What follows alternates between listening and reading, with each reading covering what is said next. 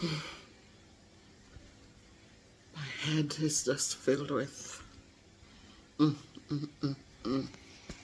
know, I am. It's late. It's early morning. It's 12:08 a.m. and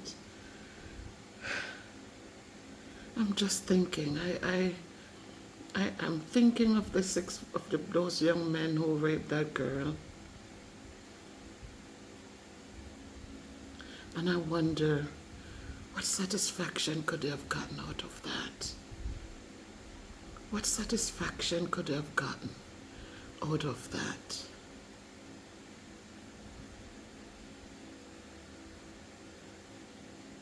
It has to be a mental health, something, just a sickness, just a sadness.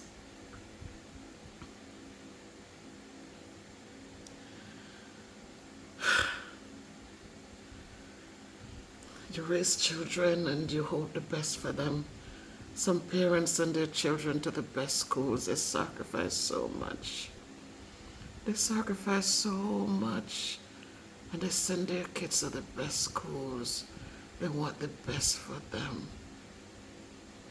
And sometimes the kids don't want the best for themselves. They know right from wrong. They're teenagers. They have some sense of right and from wrong.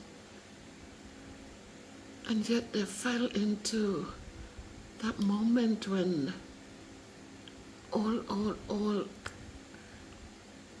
everything just thrown away. And I always say to my children, you know, when you make decisions, remember, it's not just about you. You might look at it and think it's simple, and Mommy, if you need to die, you're going to die. And other kids might look at it like that. Mommy, don't worry. But that's not about worrying. I always say, do not put yourself in unnecessary dangers. Do not put yourself in unnecessary trouble. Do not put yourself in unnecessary places. Because at the end of the day, the people you leave behind has to clean it up. So it's not that people don't want you to go here and go there and do. My God, you know, I raised my kids in the 80s, 90s. And you know, I talked to them and I explained. I remember when they graduated college, and the older girl, she already bought property for herself. She was 23 years old. She bought a house, and you know, I was talking with them, and I'm looking at them, and I'm so happy for them, so proud of them. Christopher was then in college, and Joe, the two girls had graduated from college, and the older one bought her home. And when we gathered together, we had Thanksgiving, and Chris came home from college, and we're all sitting there, and I asked them, I says, how is it you guys never even slam a door in my face? You've never shoot up your mouth when I spoke to you. How is it? I remember when one person in the family had said, oh, you're doing so much for them, and they're going to grow up and not care about you.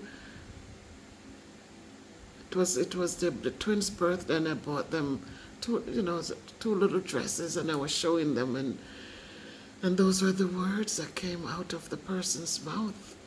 You stay there, I do take over you, have a give them, and when them come big, them not remember you. And my words at the point that like God just spoke the words through me. He said, they're my responsibility. Whether they care about me later on, it has nothing to do with what I need to do for them now. And I had many conversations with them about all things in life. I didn't keep on my mouth, as Granny them would have said. I never hold back. There was nothing. I let my son, he would laugh and tell his wife when they were dating, he says, my mom speaks to us about everything. There's nothing left. There's nothing. I said, God built us, and he built us as supposed to be beautiful human beings, and they shouldn't be ashamed to talk to me about anything. And so tonight I am here, and I'm doing this because it's everything just keep coming in my head. And so when I ask them, how come you guys, the parents of kids, shut the F up, da da da da da da, slamming door in parents' homes where they're not paying bills. Their kids in a home. They're slamming door, walking out, shaking up them like a self, telling parents what them not doing. I ask my kids, what happened to and one and one. So mommy think we're idiot. Because, yeah, I was very fair with them. I discussed everything with them. Whatever I did, I explained to them the reason why it was done, and they moved on. And every day it's not because of what I did, but I just thank God that I was putting them under his care and just begging him to help me help the three of them. They're old enough now, so whatever decisions they make. But these little young men, they're in high school, they have a future.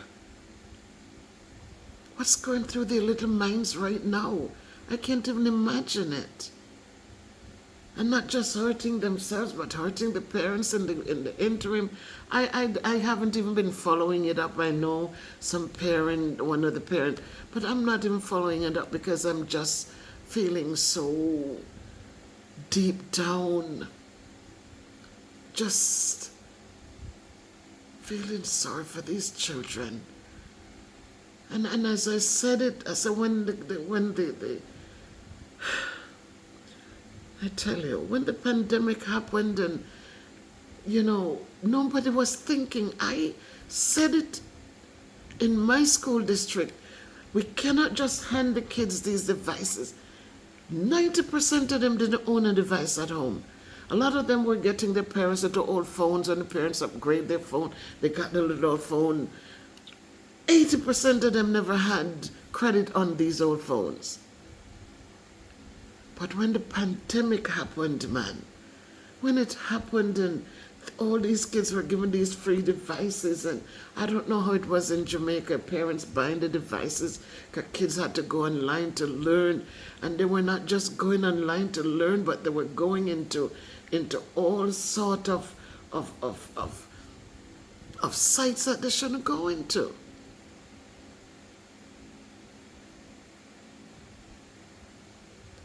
And they go in and they reach out to one another, not only Jamaica and America.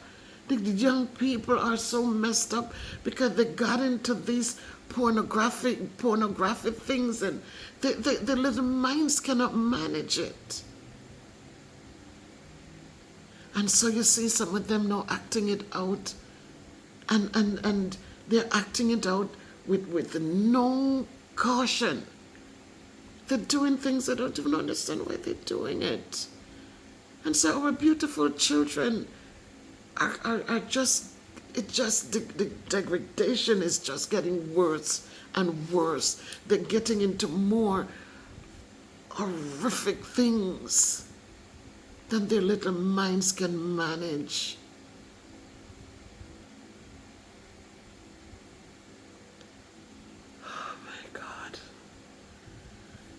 Tonight it all is sitting here, and it's just, as a mother, as a grandmother, it hurts. And that's not the only thing why I'm talking about this. Is I'm sitting here and I'm watching this thing, I'm watching this thing. The police, a man and a woman end up they're in the park. The park is closed. So they shouldn't be in the park. A black woman and a black man. Woman looks like she's in her 30s, a young man. So whatever they were in the car doing, I don't know. But the policeman came in and he was telling them, the park is closed. I will give you a ticket because the sign is there, so the park is closed. Nobody should have been in here. They're the only ones in there. That means they should know something is wrong. And the man offered to give the guy a ticket. Guy said he's not taking it, he's not signing it. She jumped out of the car and comes around grabbed her phone, and she comes around and the police hold up a ticket. He says, I have to give you a ticket. You guys a ticket. You need to sign the ticket. She said, what happened? The ticket needs to be signed. Not signing it. Not signing it. What's your name? What's your badge number? The police gave her his name, gave her the badge number, and she's just saying, he says, somebody needs, I'm not signing that, she says. I'm not signing it, not signing it. And such arrogance, such disdain for these police officers. And these are the things I said, that's what tears down, these are the things that tear down our society. When people have no regard for the same people, when they get attacked, they're calling to come help them. But yet, if they simply say to them, listen, they know they did wrong. All they have to do is to just say, we're sorry, sign the ticket, drive out and go home. But no, she was so big and bad and not signing it. What's your name? What's your badge number? As if she has this power. Police say, you're not going to sign it? You're not going to sign it? No, not signing that. And now the police say, well, all right, then I have to take you in. Now she's crying out. They grab her to put her. She said, why? I'll sign it now. I'll sign it now. And the guy just stand there because if he moves, then something probably happened that shouldn't happen. End up has to tase the darn girl because of the mouth.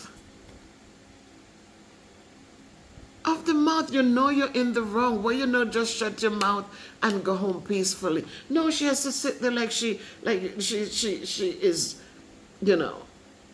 and to watch her getting thrown on the ground and she's fighting. So that's more charges against her for resisting arrest. So a simple thing that could have gone on and just go. So I don't know what's going on in our times. I've watched so many of these. They do the shoplifting. They're caught with the goods, the stolen goods. But yet when it's time to pay, to be locked up, they know what the rules are. The store is going to tell you don't come back because then you're going to be locked up for trespassing. And depending on the amount of goods you steal, it's going to be a different fine. So if you took the people's things, you're caught with it, you have no receipt for it, but you pushed it out through the door, and now they call the police, they're looking at you on the camera. And you're still going to resist and have all the negatives and all the bad words to tell the police officers. I'm not saying they don't have some bad ones, but for those that are the videos I'm watching, it makes you cringe to see how people will move from a simple theft, whatever, to make it become a huge thing because now you hit the police, you spit on the police, you assault the police, you resist arrest, you did this, you did that. I don't understand it. Bev Brown always said it. More power to you, Bev Brown. World is topsy-turvy. What's wrong, they want to call it right, and what's right, they want to call it wrong. And the older ones are doing it, and the young ones are picking up, and the songs they're singing and empowering these little children, and the TikTok things. You look at the kids, they have the phones in their hands. I wonder where the parents are, who needs to monitor these things or cut them off. Cut them off. Take off the darn, oh my God, take off the darn credits off the darn phones, because the phones are creating a big mess for our children. There's just too much they're seeing. Too much free stuff that are sucking the life out of their little heads. They're not mature to handle it, and these are all the things that they're feeding into their brains, and all that comes out is the negatives that they think is right, and they feel empowered to how we did this, and look at what it brings. Look at what it brings. What if they'd killed that little girl? Look at what it brings. They don't know if the little girl had disease or anything like that. They don't know all of them or any one of them had it, all of them going into her. They will walk out with the disease. But they don't have time to think because they feel like what they're doing is the right thing. Or they're doing it just to get the you know, get that thing. For what reason? Why ruin your life? Why ruin your life? What did you get out of it? A second of pleasure, and then what? Years of you know, when people get pregnant, that's what they always say, 2 minutes of pleasure, sometimes not even 2 minutes. And then the years of agony because you have to raise that child. And sometimes the child turns out to be, you know. My parents, I know it's not easy, and I know that they didn't come with directions, and I say it's a lot of, but sometimes we're too busy out there. Nobody wants to you know, we want to live a certain way, and we don't have time anymore to sit and talk to our kids, to sit and have them in the kitchen cooking with us. Nobody has time for that because everybody on the darn phone. Everybody on the phone. Years gone by, little girls would learn to sew and do those little things. Little boys would learn to do their little farming. No, they don't even want them hand to touch ground. Everybody want guard ring, and everybody want to look good on them now. Plan for work for it because they must have the big vehicle. They want everybody to drive on the work for it. And nobody doing anything about it because it's what it is. It's not the norm, right? That's the norm now. And so the little kids, they don't want to look at people who are working hard and say, I want to be a farmer, I want to be a businessman, I want to be. No. Everybody wants to live that easy life. They're on TikTok, they're on this, they spend their waking moments just out on that thing. And parents don't say, all right, you're home now, homework needs to get done, drop the phone in the bin and put it in my room in the morning, you get it back. Nope. They allow the kids these opportunities, let them have their way, and when they try to rope them in, they can't rope them in because now they're standing up and they want to fight their own parents. And my heart aches because I know a lot of you parents are praying parents. A lot of you have invested so much. You're out there on the grind. You want them to have. Sometimes we need to tone it down. Take it down a notch. Don't grind so much. Take it down a notch. Let them learn to satisfy with the little. Let them learn to satisfy. Because when they learn to satisfy, they learn to appreciate things better. When you don't have enough to put credit on the phones and all of these things on the phone, and you take the phone and put it away. You have to take back and go back. I'm not telling you to go back to them olden days, but some of them stuff need to and have to revisit them. And you can't have the kids them just run loose and learn crazy, hurting other people, intentionally hurting other people.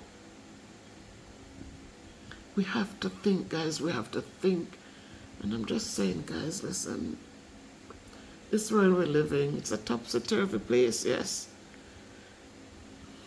But if each of us start trying to do better,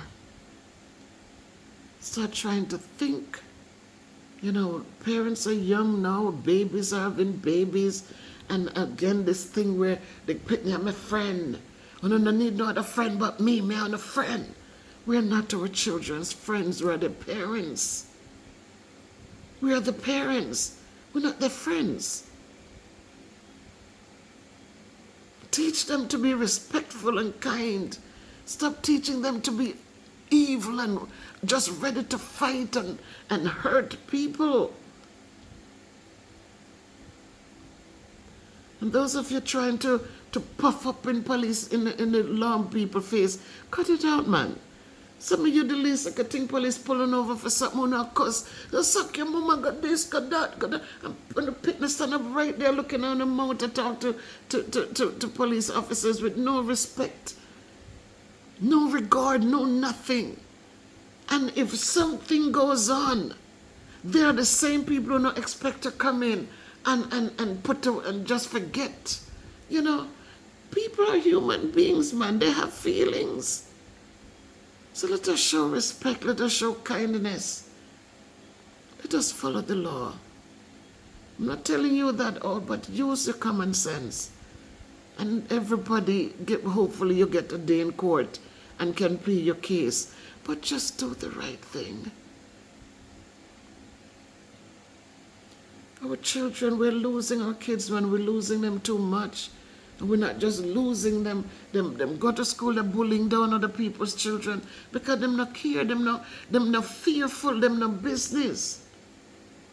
Because the parents at home, that's how they live. That's how they talk to people. That's how they threaten people. That's how they go out and hurt people. So the kids see these things and them fear nobody, them just big and bad. As little as them be. And then where's our world going to be? Remember, we've seen it often where children turn right back on parents. We've seen it. Because we don't bend the trees when they're little. We don't talk to them. We don't have conversations. We don't encourage goodness and mercifulness and all those things. We encourage bad man behavior. No make nobody talk to, no make nobody say nothing to, no nobody say nothing to my picnic. You know what?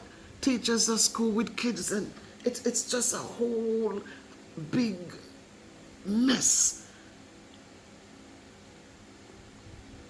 They're our future, you know, man. Them tomorrow, them going to be the men and women. So please, I'm begging, and can we just, let's see, it's 12:30. And I just praying, I'm just praying.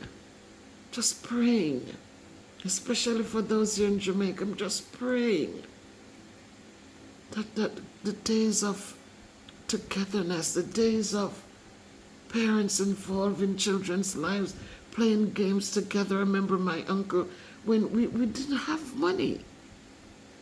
But believe me, we catapult, we used to go shoot by the bush. Me couldn't shoot nothing. Then we shoot bird, we come home, pick them, put them over the coal and swinge them. We call it swinge. What is that swinge? We singe the little baby feathers off the body. And them teach us how to gut them and take out the insides and dash it away and wash it and salt it and put it on the fire coal. Everybody eat them little body, little foot, them so. But them sweet, not sweet of the salt, but them sweet. You know. We've got the marble, and we cashew with marble. We go cashew when mango time come in, cashew come in with mango. And so you go and you get your cashew them, and we come and anyone was shake, you know, so that you can't eat them, the stuffing and no good. The one that want to shake, you know, so you roast them and beat them and open them and you get your roasted cashew. You enjoy it. And we save the other one and we could play marble, and then we used to set in the ring. And then you reeve up your marble and shoot out and collect and have them in your back, in your little socks. Right? Went for cricket. Granny had one of the window, one of the window mash out, the bedroom window, the second bedroom on that side. Because in the yard, the straight walk, that we go through and then down the hill, the straight flat walk, that's where we used to play cricket. Where the cricket and bat come from? My uncle. He take the coconut bubba, we call it, the coconut bubba, and him chop out the handle and the flat part that the coconut limb would drop off of the tree. And them daddy we bat. And them take the bat, them chop out in the wood, chop it out, chop out the wood. And you get a little ball. And so them there's something there. We never have money for buy compo, which was a cricket ball. When we had our first dominoes, who made them? My uncle again chip out wood and take fire and burn the eye them in the domino them. That was our dominoes to play. But we played.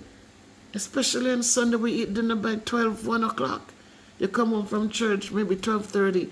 By 1 o'clock, dinner done, and you put on your yard clothes, and everybody ready. Who come over to my house, to my yard, them come and we play. And we have fun.